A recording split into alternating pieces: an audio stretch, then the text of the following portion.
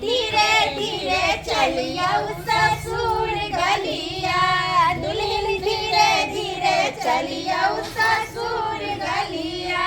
ससुर गलिया है भैंसुर गलिया, ससुर गलिया है भैंसुर गलिया।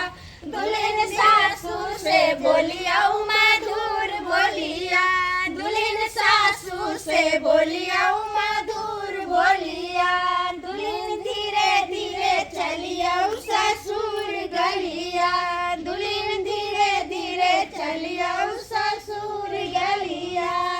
ससुर गलिया है भैंसुर गलिया, ससुर गलिया है भैंसुर गलिया।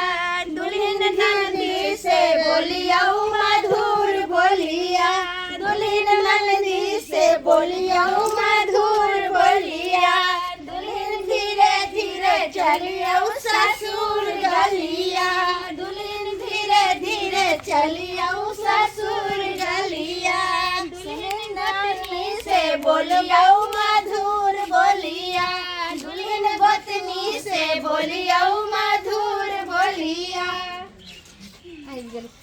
सामान रख कत रख दे कहन की ताती अब नहीं चलखिन चुमान के। हाँ हाँ जल्दी से लगा दियो, हाँ जल्दी से लगा दियो भौजी।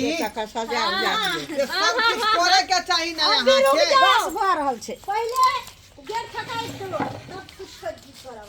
ये न फुरकी आय हमार बहिन खाए के मतलब कथी? त बहिन है त दूरा छक्के त नहीं देबै हजारिया पर। देखियो मैं अखने से गेट छक रहले हां त की बहिन के हक है। हाँ बहिन के